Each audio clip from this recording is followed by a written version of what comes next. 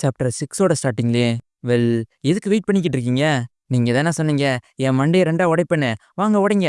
இந்த 6 மாசமா என்ன பயிற்சி பண்ணிக்கிட்டு இருந்தீங்கன்னு என்கிட்ட காட்டுங்க. இல்லைன்னா ஃபர்ஸ்ட்டு நான் அட்டாக் பண்ணணும்னு நெனைக்கிறீங்களா? இல்ல, இல்ல. நாங்க சொன்னதெல்லாம் சும்மா சொன்னோம். நான் மட்டும் திரும்பி இப்ப பார்க்கலேன்னா, அவன நோட்டீஸ் கூட பண்ணியிருக்க மாட்டேன். நான் காட்டுல வாழ்ந்தனால, என்னோட சென்ஸ்லாம் ஷார்ப் ஆயிடுச்சுன்னு நெனச்சேன். அவன் இன்னியும் 8வது உயரத்துல இருக்கான். அவன் என்னதான் இவ்வளோ நாள் செஞ்சுக்கிட்டு இருந்தியான்? அது இருக்கட்டும். ஆனா இவன் டாலராவும் வளர்ந்திருக்கான். அதோட என் ஃபேஸ் வந்து ஐயோ! நான் என்ன திங்க் பண்ணிக்கிட்டு இருக்கேன்? கொஞ்ச நாளா நான் எந்த மனுஷனையும் பார்க்கல. அதனால இருக்குமோ? நீங்க ரொம்பவே களைப்படைய வேணாம். நீங்க போதுமான அளவு ஸ்ட்ராங் ஆயிட்டேன்னு நான் சொல்லுவேன். ஆனா என்ன மாரி ஒருத்தன் கூட நீங்க நிக்கும்போது, நீங்க சைன் பண்ண மாட்டீங்க. ஆனா சில விஷயம் மாறாதுன்னு நான் நெனைக்கிறேன். ஓகே. நீங்க எல்லாரும் வந்துட்டீங்களா?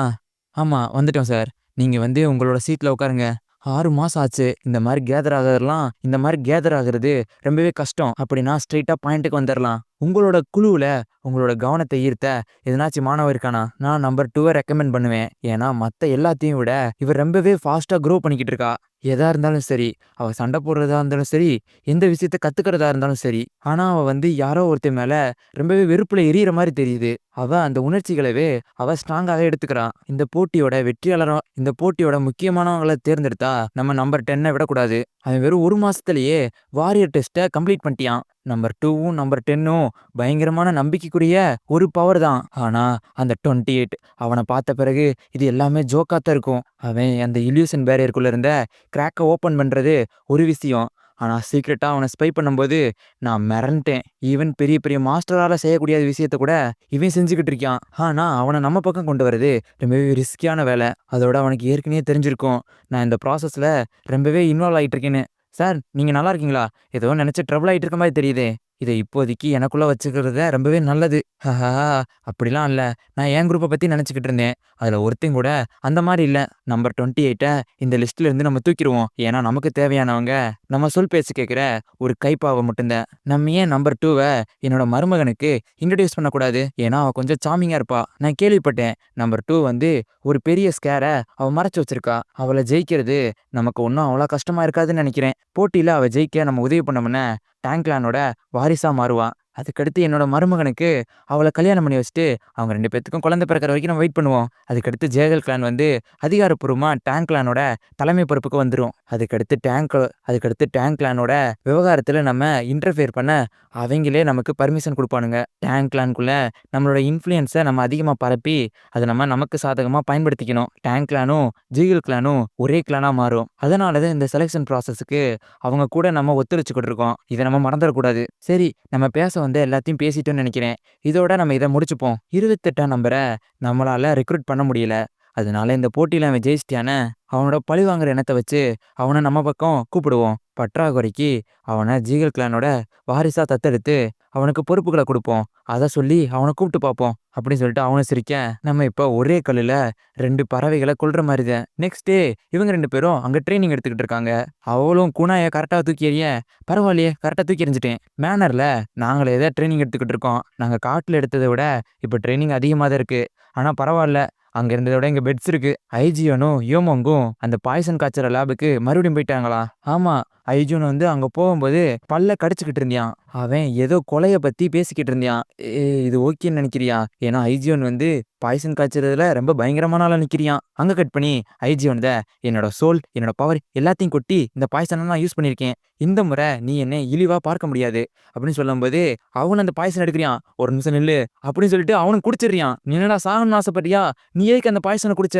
துப்புடா துப்பு, துப்புடா துப்பு அப்படின்னு சொல்லிட்டு அவன குலுக்கு குலுக்குன்னு குலுக்குறியான். நம்ம ஹீரோவும் ஒரு மாரி செய்ய, அந்த பாய்சன் வந்து வேலைய காட்ட ஆரம்பிச்சிருச்சு. அவன் வாயிலிருந்தும் வெறும் புகையா வருது. "சேய், எதுக்குடா என்னைய இப்படி ஆட்டுற?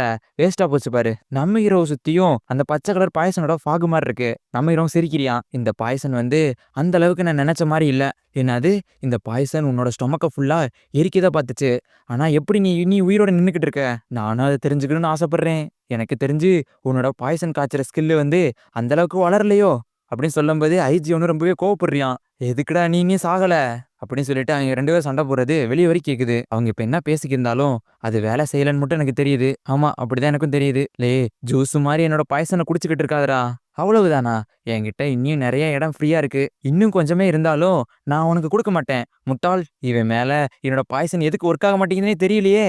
10,000 பாய்சனுக்கு இம்யூனிட்டி பவர் இருக்கிறது போல. எல்லாருமே கத்துக்கக்கூடிய டேங்க்லான் கிட்ட ஒரு எனர்ஜி கல்டிவேஷன் டெக்னிக் இருக்கு. அது பேரு தான் ஆசுர் ஃபுல் ஆஃப் பாய்சன் லஸ்ட். இத ஒரு பாய்சன் மார்சிலாஸ்ன்னுட்டு இத நம்ம பாய்சன் மாரி குடிக்க முடியாது. இது பாய்சன நம்ம எப்படி கண்ட்ரோல் பண்றதுன்னு ஒரு பவர வச்சு நம்ம யூஸ் பண்ணுவோம். அதையும் தாண்டி உள்ள நுழையிற பாய்சன நம்மளோட எனர்ஜியா நம்ம மாத்திக்கணும். என்னோட போன வாழ்க்களவு நான் பவர கெயின் பண்ணி ஆகணும். ஐஜியோன் இப்ப செஞ்சத விட ஒரு செவரல் டைம் கொஞ்சம் அதிகமா அவனோட பாய்சன இன்கிரீஸ் பண்ணியானே, அது வேணா என்னோட பவர இன்கிரீஸ் பண்ணலாம். அப்பனா எனக்கு வேற வழியே இல்ல. நான் வந்து அந்த டேங்க் ஃபேமிலியோட 10 பாய்சன் தான் கிரியேட் பண்ணி ஆகணும். டேங்க் ஃபேமிலியோட 10 பாய்சனா? அது என்னது? நீ உண்மையிலேயே ப்ரீவியஸ் கிளான் லீடரோட அவனோட பையனா நீ? இது கூட தெரியாம இருக்க? இருக்கிற பாய்சன்லயே 10 மோஸ்ட் டெட்லியஸ்ட் பாய்சன் டேங்க் கிளானோட பாய்சன் அதுதான். அது வழி வழியா ஜெனரேஷனா பாஸ் பண்ணிட்டு வராங்க. ஃபர்ஸ்ட் பாய்சன்ல இருந்து 10th பாய்சன் வரைக்கும் இருக்கு. நம்பர்ஸ் அதிகமாக அதோட பாய்சன் லெவலும் அதிகமாகும். ஆனா நிறைய தடவை ஃபார்முலாஸ் காலப்போக்கில் அழிஞ்சிருச்சு. 10வது பாய்சன் இருக்கிறதுலே ரொம்ப பயங்கரமானது. அதை வச்சு டிரான்ஸ்ஜெண்டர் லெவல் இருக்கிற மாஸ்டரை கூட அஃபெக்ட் பண்ண முடியும். ரிமைனிங்காக இருக்கிற 10th பாய்சன் எல்லா எல்டர்கிட்டையும் டிவைட் பண்ணி கொடுத்துருக்காங்க அவங்களோட பாதுகாப்புக்கு. Even master of the transgender level அவருக்கு கூட இதை சமாளிக்கிறது ரொம்பவே கஷ்டம் இல்லையா? அந்த பாய்சனை பார்க்கும்போது அது ரொம்பவே பொறாமைக்குரிய விஷயம் மாதிரி தெரியுது. ஸோ ஐஜியோ, உன்னால 10th பாய்சனை மேக் பண்ண முடியாதா? எப்படி 10th பாய்சனை எல்லாராலையும் உருவாக்க முடியும்னு நினைக்கிற? அதோட ரெசிபிலாம் தொலைஞ்சு போச்சு. அது என்னமோ எனக்கு தெரியல. உன்னோட பாய்சன் எல்லாமே எனக்கு எந்த விதமான ஃபீலிங்குமே தரல. உண்மையாவா? அங்க கட் பண்ணி வேற ஒரு இடத்துல. எப்படியா இருந்தாலும் 10th பாய்சனை யூஸ் பண்றது ரொம்பவே டேஞ்சரஸ். அதனால அதை ஃபர்பிடன் பண்ணியிருக்காங்க. அது என்ன பண்ணாலும் ஒண்ணுமே பண்ண முடியாது. அங்க 2 பேர் சண்டை போட்டுட்டு இருக்கும்போது என் மேல என்ன பண்ண? அவன் வாயும் வெடிக்குது. திரும்ப சொல்லு.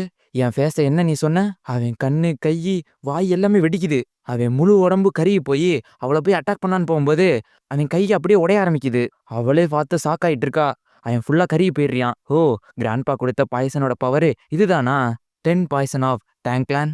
ஆமா, நான் அந்த பெயினை மறக்கவே மாட்டேன். அது மறக்க முடியாதது. இந்த வலியவும் துன்பத்தையும் நான் எனக்குள்ளேயே வச்சுக்கிட்டு இருப்பேன். என்னால் வெயிட் பண்ண முடியல. உன்னைய கூ பாய்சன் பேட்டில் நான் பார்க்க போறேன் யூமாங் அப்படின்னு நம்ம ஹீரோ பேரை சொல்றான். இவ யாருன்னு நம்ம ஹீரோவை ஒருத்தவ கலாச்சிக்கிட்டு இருப்பால அந்த பாய்சன் இதில் வச்சு அதோட இந்த சாப்டர் முடியுது.